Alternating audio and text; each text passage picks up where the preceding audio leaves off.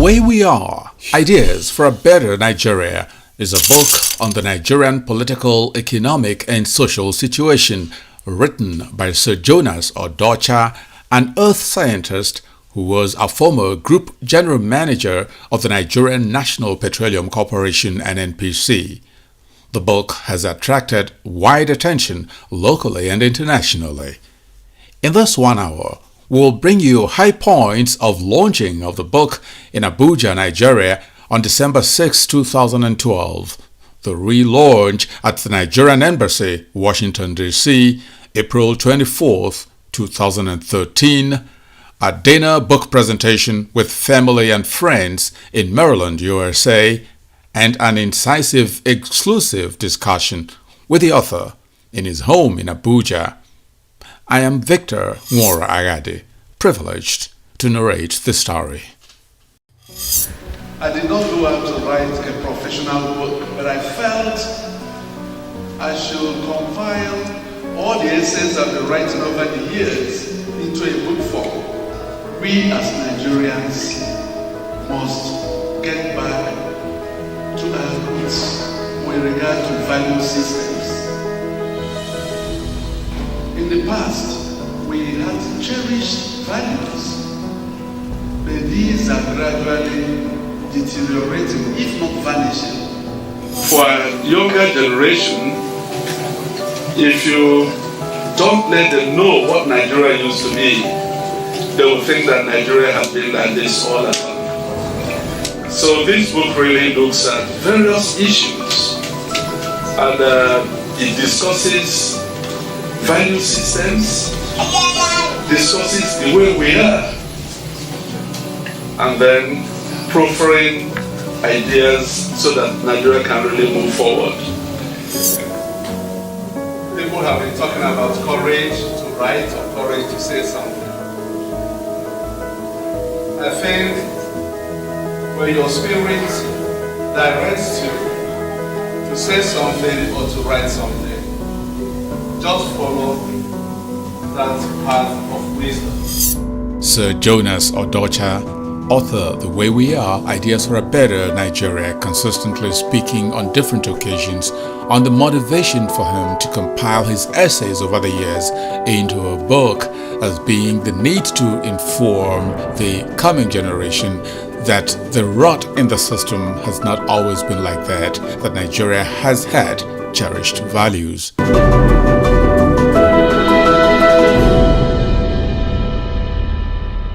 The book, The Way We Are, Ideas for a Better Nigeria, written by Sir Jonas Odocha, always provides a talk shop on issues of degenerating moral values and constitutional injustices, among others, in the country. At the Abuja launch, most of such speeches centered on the fallen standard of education and lapses by past administrations in the country. In his remarks, the keynote speaker on the occasion, Honorable Emeka Ihedioha, Deputy Speaker, Nigeria's House of Representatives, spoke on what he considered laxity among students in Nigeria and asked parents and administrators to step up in their commitments. There's something for us to learn. Mr. Chairman just called our attention to what today is prevalent with our Nigerian society. People no longer bother to work hard. Students don't read. Your children, your siblings, your nephews, your nieces and cousins, everybody will have their phone to tell you to help him or her to cheat. That is how bad society has become. I know that it was a crime for you to fail. Talk less trying to convince your parents that they must assist you. And I think for us parents, we're also assisting in ensuring that they don't succeed. My niece called me 2 weeks ago and started telling me of stories. This is a girl I'm training in the university, telling me stories of why she has to change school. You cannot come to tell me to change school when I've spent my money, trained you in university for 3 years, apparently because you couldn't pass. And you have nothing that worries you. We can't continue in this manner. The society will simply crumble. So honestly, we have a task. We have a responsibility to help the society to grow. The society must pick up. Where we are today as a nation is very disturbing. And there's no way a nation will continue in this manner and you expect that nation to remain a nation. It's not possible. Every fabric of our society is completely gone. Everywhere. We're not better. But at least those of us who have the courage to talk will continue to speak. Honorable Emeka Ihedioha, Deputy Speaker, Nigeria's House of Representatives, at the launch of the book, The Way We Are, Ideas for a Better Nigeria, Abuja 2012. More speeches on the decadence in education were made at the book launch. Since this forms part of the book, I asked the author in his private home in Abuja what he thinks is the root cause of the problem in education in Nigeria. And he says it's from the primary level, actually. From the primary level, things, if you, you've been out of the country for quite some time, but if you visit some of these local primary schools, you will shed tears because there is really nothing happening there. There is nothing happening there. You can't really have a good grasp of any school curriculum, and that is the issue. In those days, we used to have. You had a school curriculum that cut across different parts of the country. You could move from one part of the country to the other, and your education wasn't hampered at all. But today, if you go from one school to the other, even within the same state, you see that, the whole thing has been, there's a disconnect between the various curricula that they are running. So the issue, from the primary level, things went haywire, and then, and it's unfortunate. And I talked about, I suggested ways to resuscitate education in Nigeria, and I also talked about how antisocial behavior has ruined education in the country. I have 2 chapters in that book on education, and there's an aspect that really is very, very worrisome. Something like handcraft or handwork we used to do in those days, rope twining, basket making, and all that. You won't believe it that today, if you paid a certain amount, you are giving marks for handwork, not even submitting handwork per se. And that gives you an idea of how things have really gone awry from the primary school level. Without doubt, a sound education has been very instrumental to the successful career of the author and invariably very vital in the dissemination of the book, The Way We Are, Ideas for a Better Nigeria. Honorable Emeka Ihedioha, Deputy Speaker, House of Representatives, speaks on the need to make this book a tool for educating young Nigerians. The effort you put together from all I've seen is a must read. And I encourage all of us who are here to not only sign onto this project by buying copies of the books, but equally buy for your groups and your relations and your alma mater if you have forgotten that you came from primary and secondary schools. So I know I'm going to buy for all the schools I've attended, and I'll buy books to also make sure they make the library of my present place of work. You are publicly acknowledged that the schools go to good schools. When somebody remarks that one of the deficiencies in our society today is that children are not reading books. If you don't read, you can't write. If you cannot write, you're still illiterate. There are many people who come out of university, those of us who are fortunate sometimes to be human resources managers, have great problems recruiting people. I would like to have an extra copy to put in the palace for those who like to. I love books. In my study, one of the things I do is to gather books. Some I read, some I don't read. I leave them for children. Since there are no more people buying books and selling online. His Royal Highness Eze Engineer Aghadi Aduku of Obachaluvuru, Abombise, Imo State, ancestral home of the author. Also, a former Group Executive Director, Exploration and Production of the Nigerian National Petroleum Corporation, NNPC, Mr. Phil Chukwu, who was chairman at the Abuja Book Launch, articulated the potentials of books like The Way We Are, Ideas for a Better Nigeria by Sir Jonas Odocha, brightening up the English language skills of Nigerian students.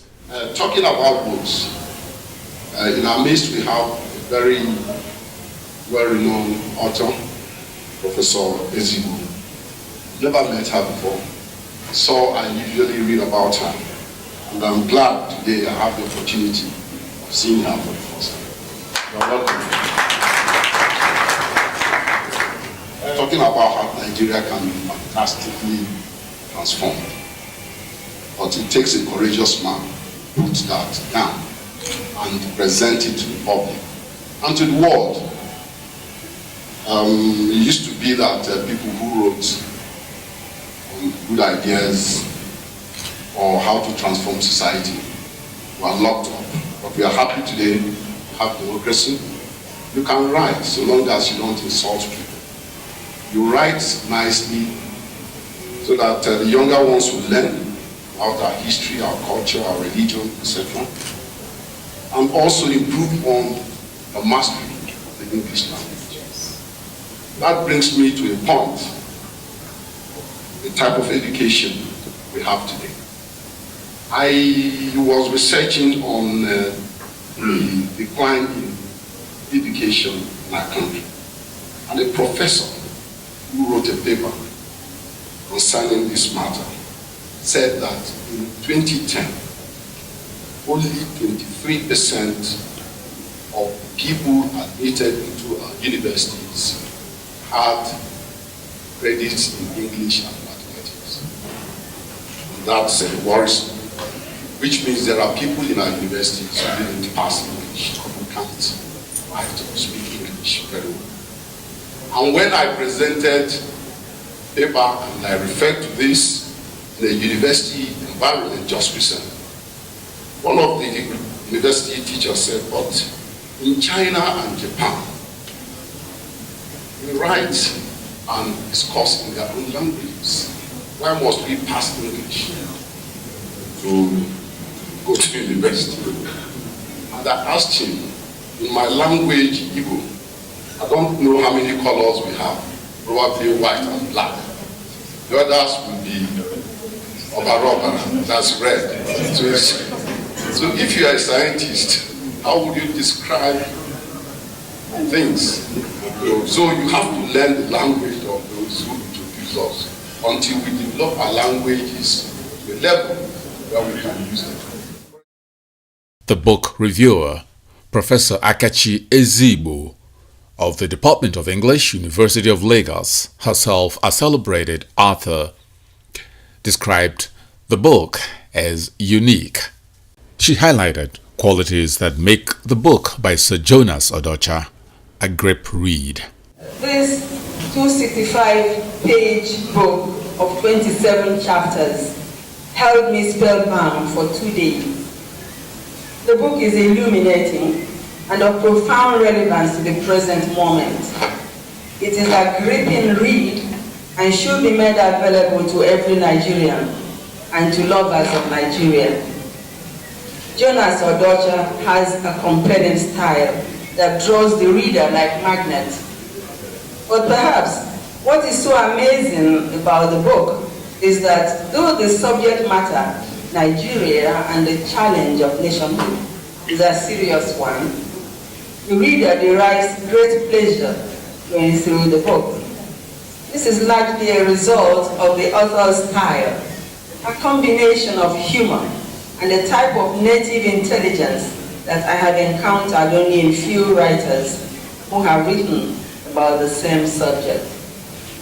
Some of the issues the author analyzes with remarkable competence are the climate of insecurity, violence, and the culture of mediocrity that have beclouded and arrested Nigeria's development, the failure of leadership at different levels in the country, the acts of injustice inflicted on Nigerians, especially in Igbo, before the Civil War, during the war, and since after the war, and the bewildering periodic and meticulously planned massacres of people of different religious or ethnic origins. The book Odocha is not only bent on informing us about the problems, but is also conscious of conveying the ideas in a succinct and effective style. Constructing his thesis around key subject areas, the distinguished author first identifies, then highlights and examines the various problems facing the country. We can thus classify them under the following headings: corruption, moral failings, under which the author groups indiscipline, cultism, greed and loss of cultural orientation and values, security and safety consciousness, social responsibility, and many more. The various chapters are hinged on the issues or subjects listed above. We will cite a few examples to illustrate the point being made here.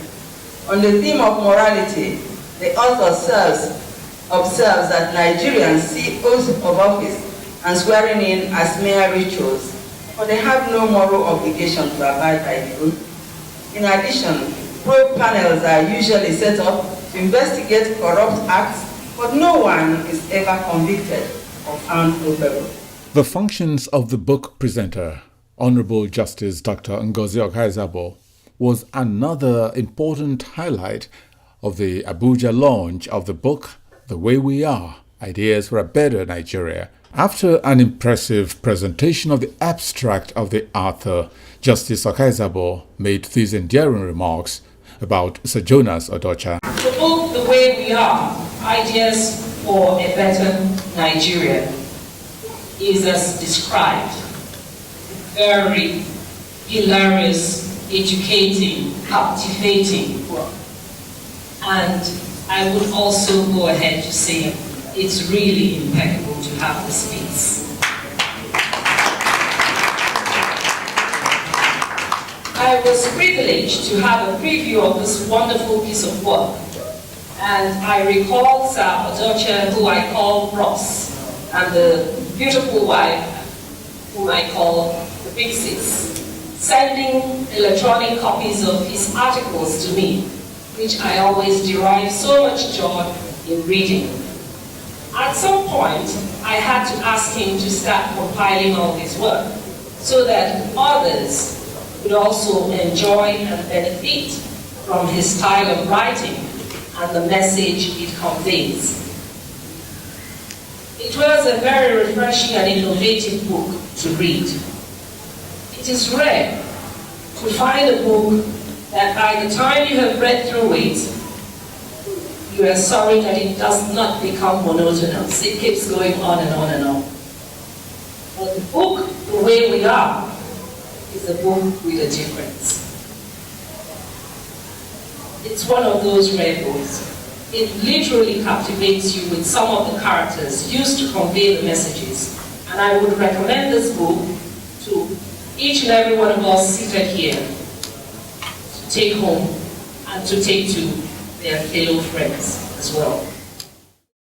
At the launch of the book in Washington, D.C., April 24th, 2013, the tone was slightly different. The Nigerian ambassador to the United States, Professor Ade Adefuye, who hosted the event at the embassy with his wife, Mrs. Shola Adefuye, expressed the support of the mission to literary work from Nigerians from all walks of life. Arising from my own background, we have to believe here that any intellectual effort by any Nigerian here in Nigeria, in the US, or from Nigeria, should be given all the necessary encouragement.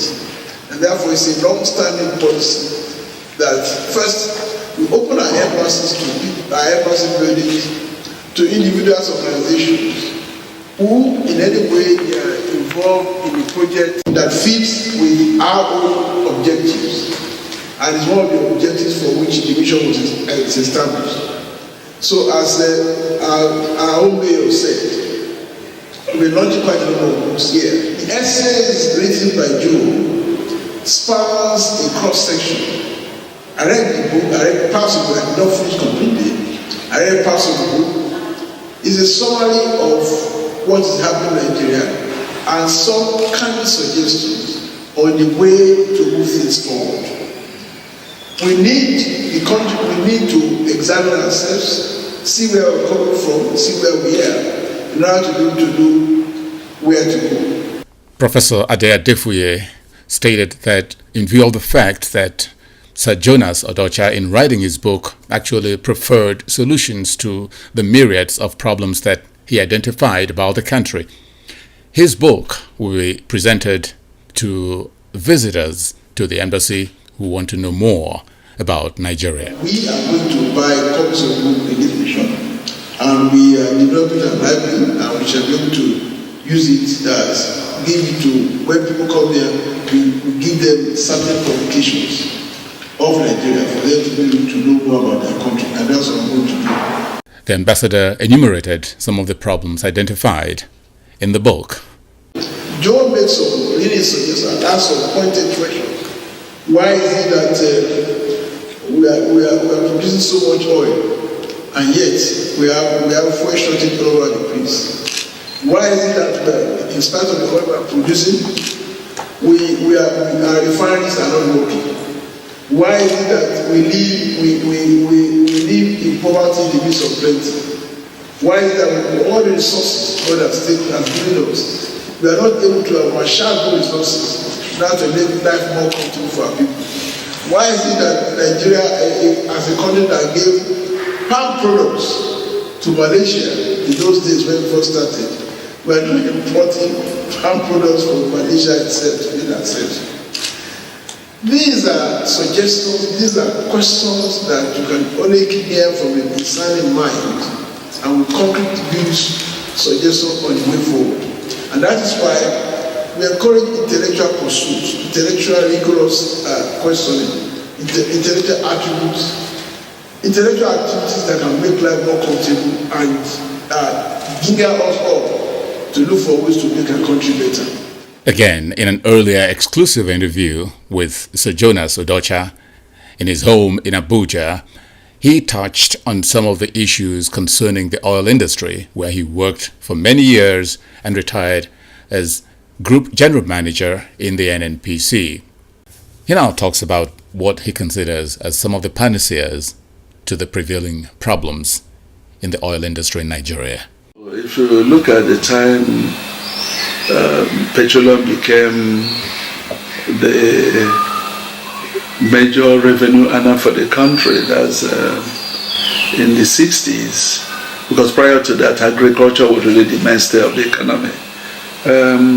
As at that time, you had just the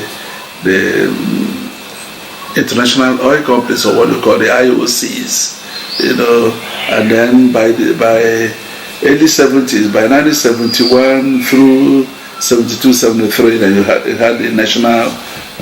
Nigerian National Oil Corporation coming on board, and that was to address national interest in the petroleum industry as enshrined in the OPEC constitution. So that was in the right direction. But the issue is this: somewhere along the line, the international oil companies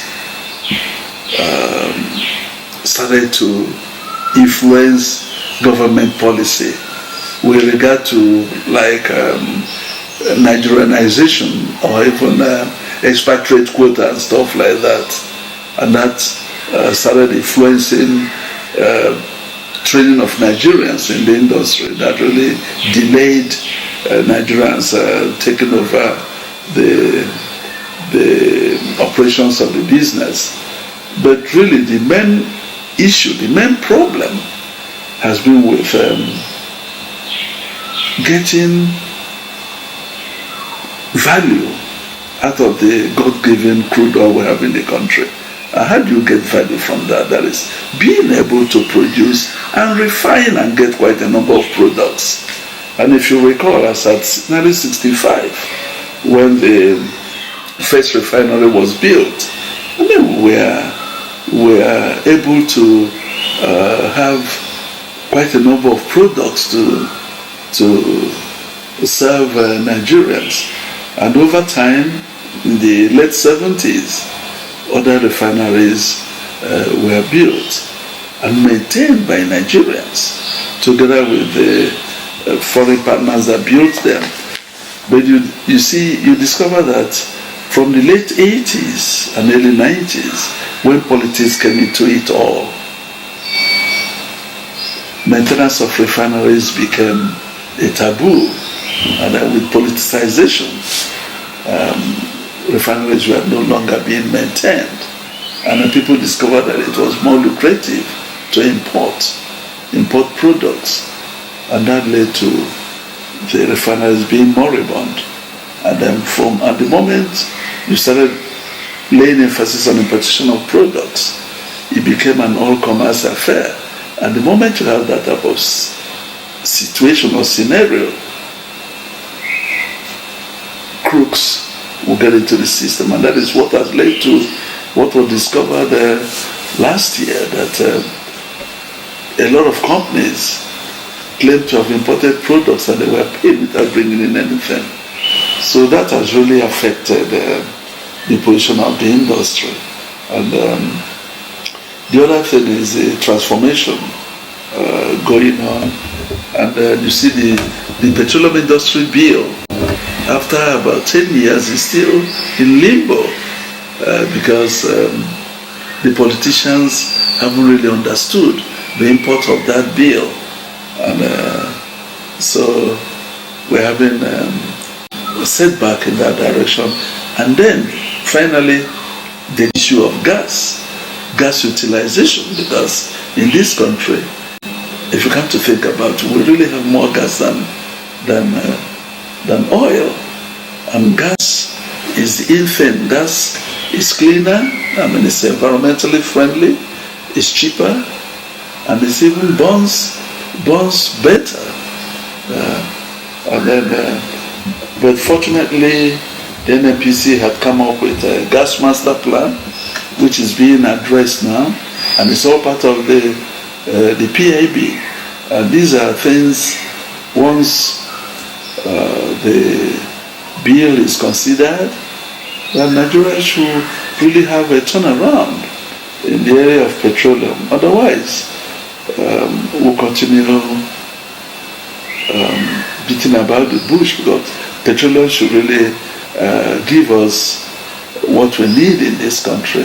But for now, we have derailed, and then until it is properly addressed, we're not going to make any headway.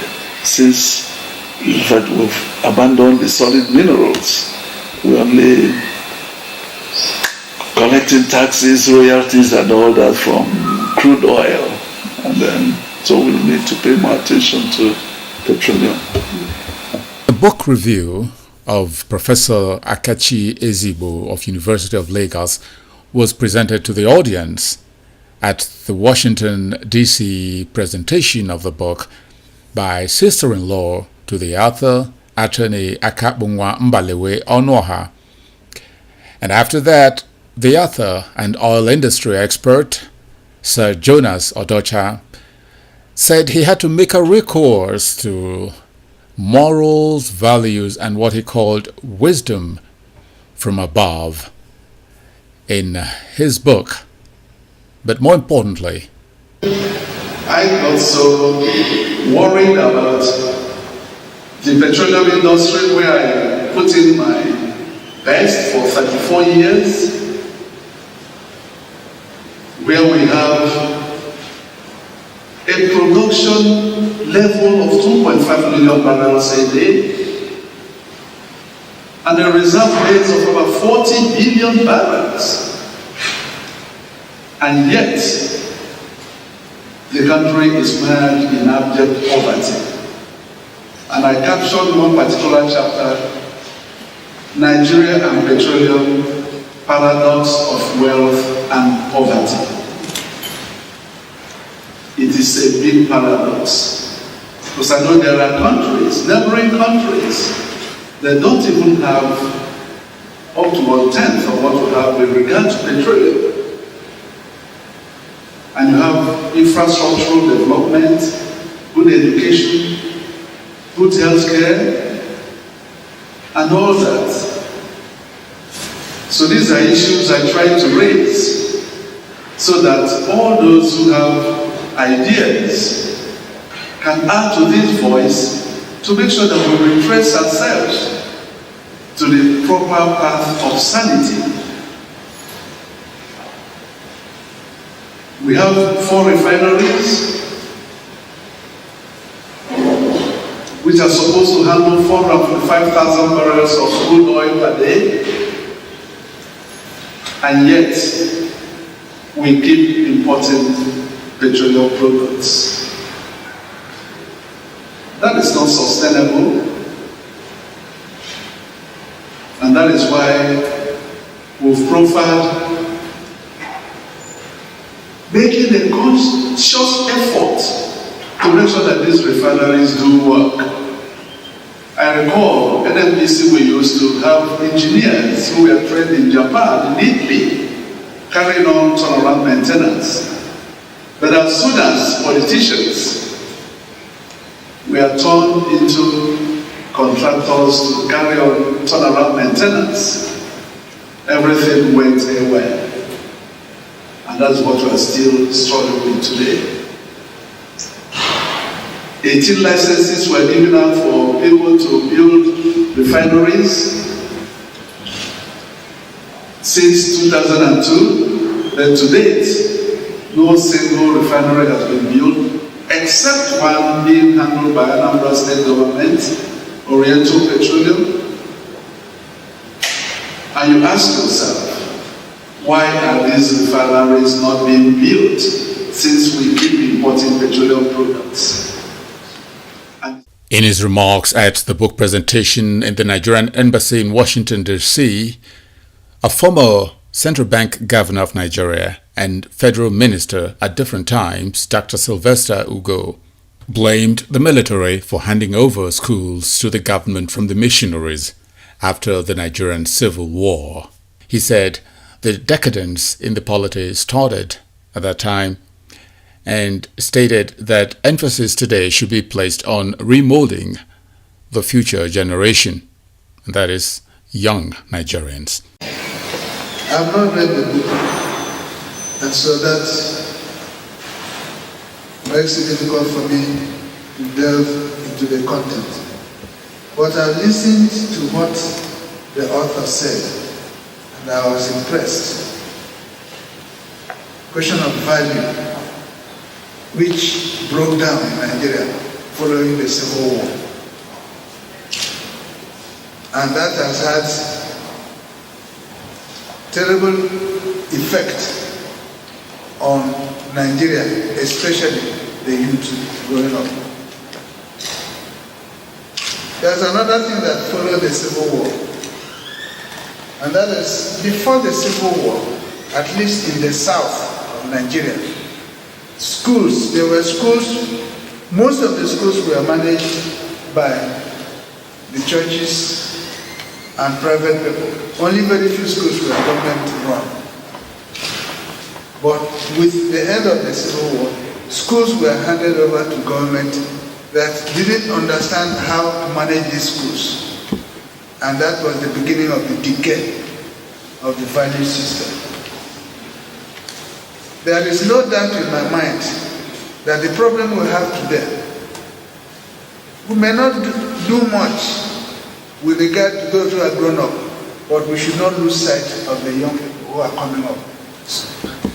And the only way we can correct it is to go back to the basics, go back to schools. We have to teach values, because there are values, there are things that are wrong, there are things that are right. We cannot say that it doesn't matter. Because if we don't do that, come 20 years hence, 50 years hence, we'll still have the same problem.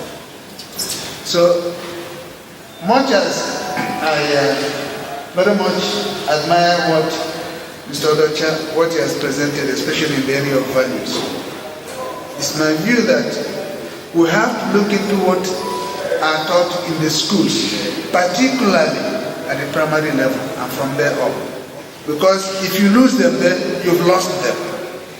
And it will be most unfortunate if, as everybody knows, with all the resources we have in Nigeria, we are still a poor country. That is, for me, it's most unfortunate. And I'm sure this can be corrected, and we have to go back to the basics. That's all I have to say. Talking about morals and values, it goes without saying that the emphasis placed on morals as the basis for correcting the decaying values in Nigeria by Sir Joe Odocha in his book, The Way We Are, Ideas for a Better Nigeria, was from the direct tutelage of strict missionary parents.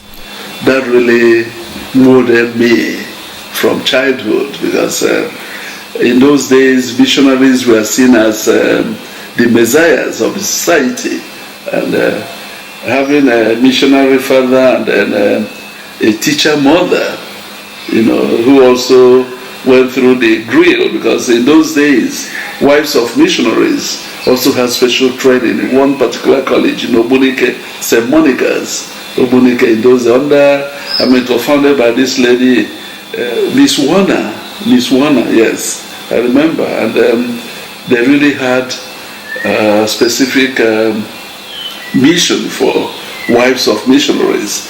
So within the family, with a clergy father and then a teacher mother, we were really grilled to behave, and then it was like a camp. If any child was seen to have done anything wrong, that is from even not greeting your siblings, or not even greeting people who visited, that was seen as something that couldn't be condoned, and then we were really made to behave ourselves and then keep to rules and regulations, yes. And that probably is also the root of the spirit of activism or advocacy identified as mental militancy by the author's son at the Abuja book launch. Here is Chimnomso Odocha giving a vote of thanks. First of all, I'd like to say that it's very standing behind this man, my father that I have known for 30 odd years. It's a big shadow, very big footsteps. Even though I wear size 14 and he wears a size 9.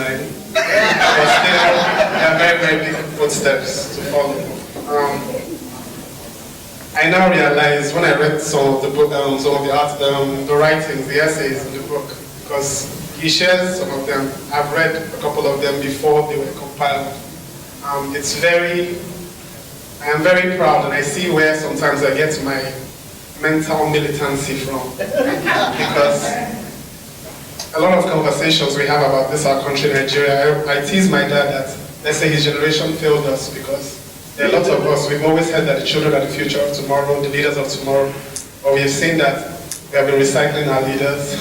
Sorry for those that are going to be offended, but we have been recycling our leaders for almost 50 odd years. A lot of people in my generation feel that this country needs a bloody revolution, but I think what we need is a mental revolution.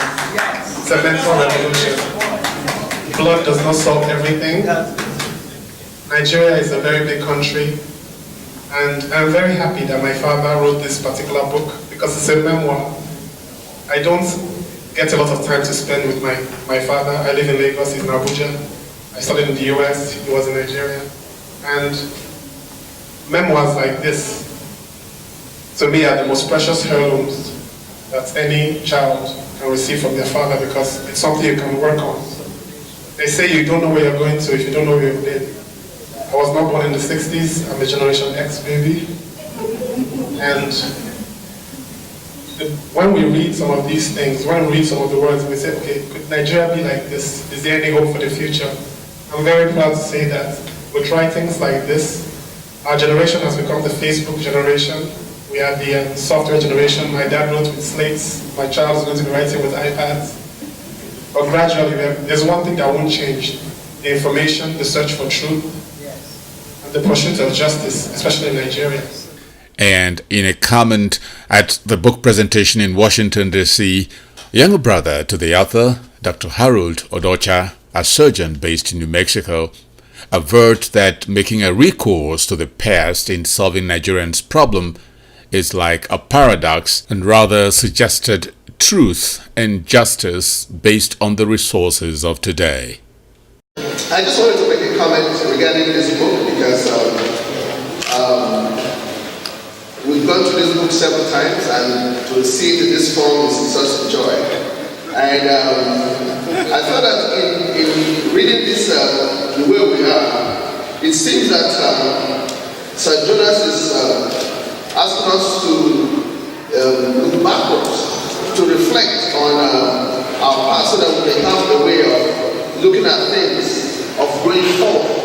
And I was wondering whether that is the right description for the new Nigeria. Should we be looking back to the colonial days, or should we be looking forward? And I thought about it, and I said, you know, the last time I checked, I could not find yesterday, and I could not find tomorrow. All I can find is today. And I felt that we should capitalize on today, for us to make amends, for us to seek reconciliation, for us to find a way of having a way that Nigerians can embrace truth and justice. Because in all the things that he has written, every part of it, except a few things of course, deals with injustice.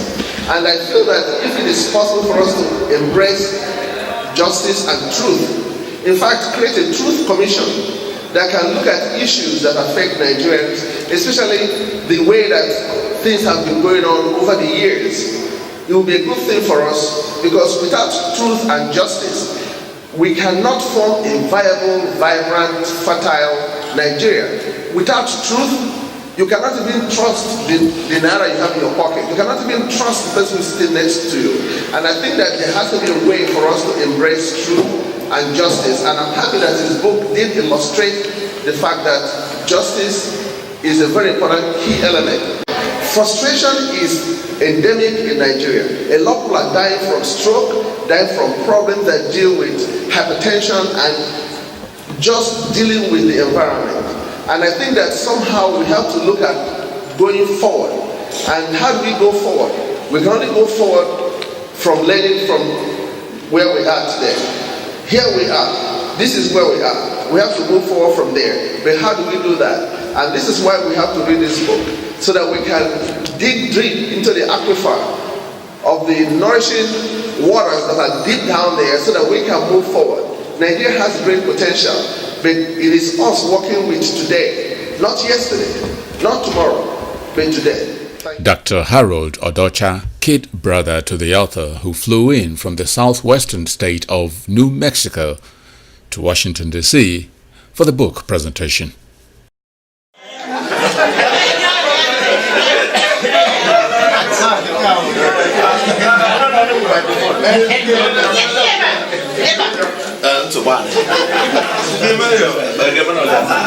Thank you, Dr. Ignatius Oghadi, Mayor de facto.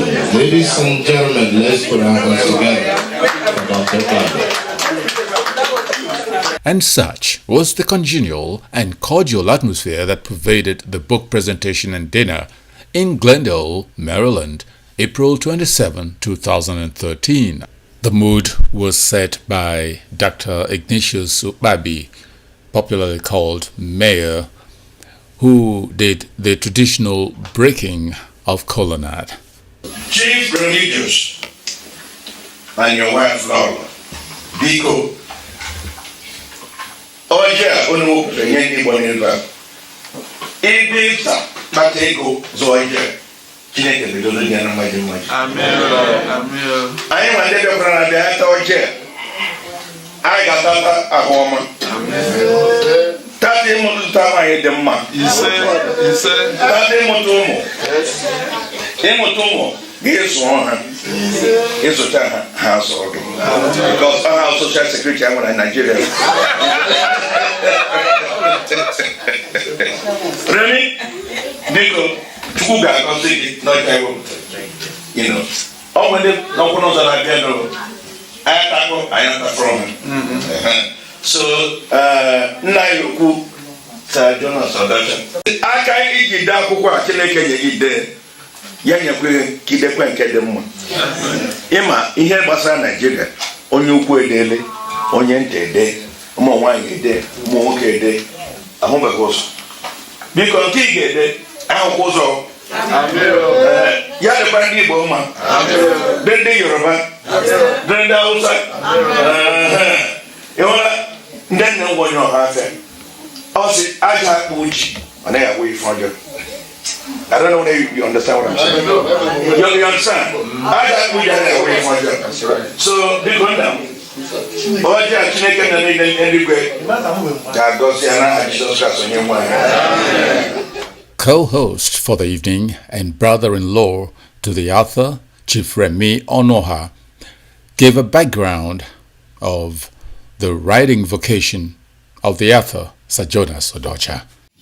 Let us start by talking about the author and how this book came about, which he will expatiate as we go along.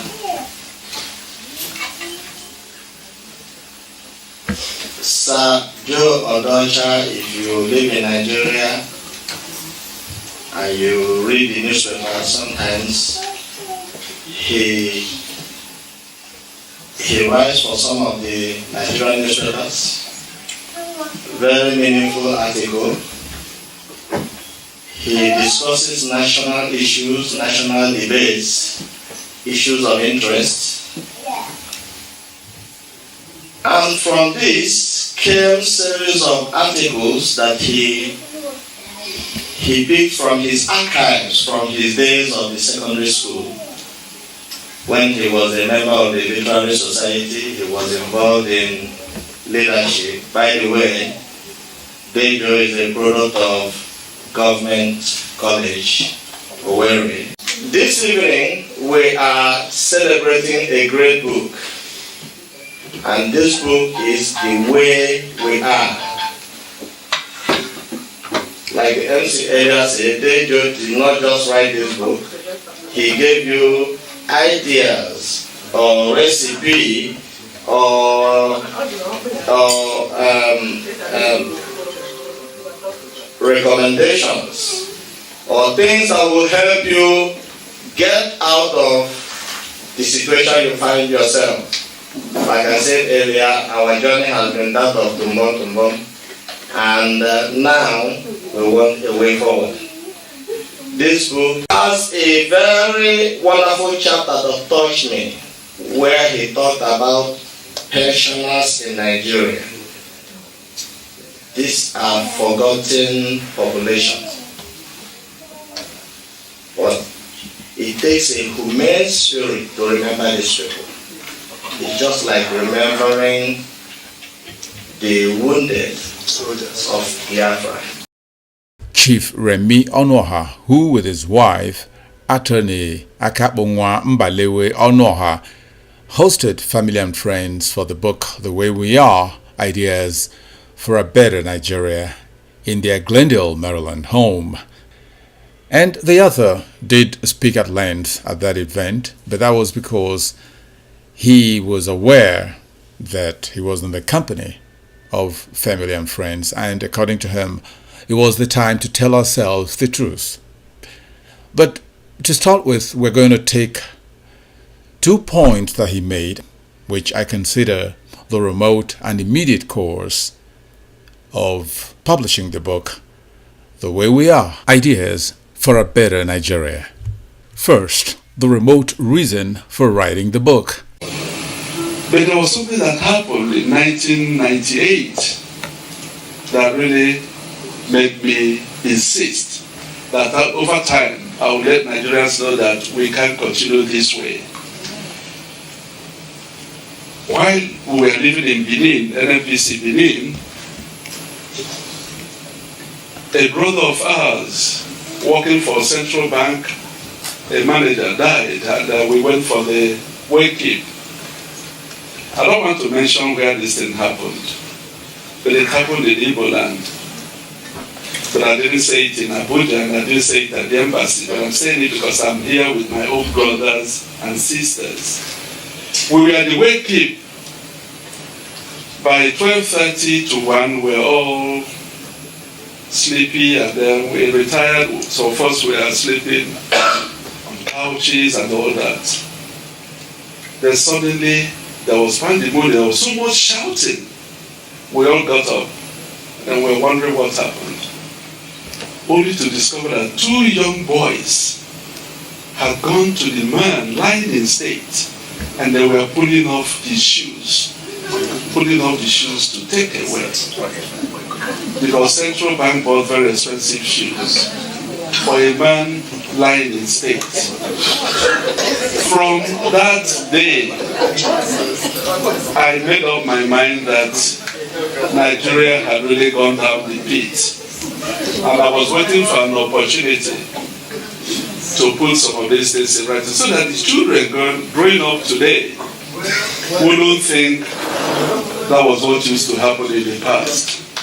The second incident that he mentioned led to the immediate reason to name the book The Way We Are, and the story was told at the book launch in Abuja. Ladies and gentlemen, I must pay tribute to late Stanley McCabe, the first managing director of Guardian newspapers, who was always wanting to read my essays, and who really did the foreword, started the foreword after reviewing this book. And on a Thursday, he came to tell me it was almost through, only to die the following Saturday. And I had to take time to get somebody to go into his computers to try to retrieve what he had done for me. That was really what delayed this work a little bit. Before Stanley died, he was in my house, midnight. We were discussing, but yeah, somebody we all look forward to. He made a first class in English, University of Ibadan. And he was special assistant to our former president. But when this man was ill, when he had stroke, and people approached his former boss, what can we do for this man? He had stroke. And the comment that came, we gave him an opportunity to make money, and he didn't make money. That prompted me to change, with the advice of my wife, to change the caption of my book to The Way We Are. And I want Nigerians to know the way we are. And if that way is not suitable, it's not appropriate, we really have to look inwards and try to change our ways. We have to change our ways. And the author, Sir Jonas Odocha, dwelt on that in Maryland while speaking to the audience at the book presentation in his in-laws' house. He stated that most of the problems Ndibo have to grapple with today can be solved through inward looking and soul searching, adding that he categorized issues concerning Ndibo into two, as conspiracy theory and the enemy within. The more worrisome one is the enemies within theory. And my book, I illustrated with Senate presidency. In a term, we had over 4 Senate presidents that were being replaced, and there were Igbos lining up to replace them. What I asked in my book David Mark has been there for how long? And I asked a question in this book, it's there, it's black and white. I asked them, is David Mark a saint? Or Dime Dibankole, the speaker, who's being tried for over how many billion naira, was he replaced for one day? But how come in just one term, you had over 4 Senate presidents from the same zone?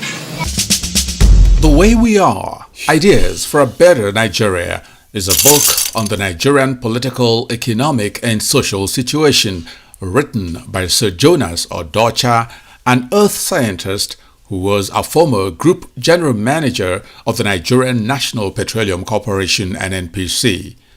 The book has attracted wide attention locally and internationally.